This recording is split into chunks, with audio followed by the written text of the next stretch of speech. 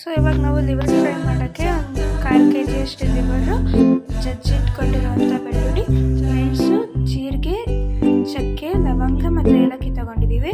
ಇಲ್ಲಿ ಒಂದು ಸ್ವಲ್ಪ ತುಪ್ಪ ಮತ್ತು ಕರಿಬೇವನ್ನ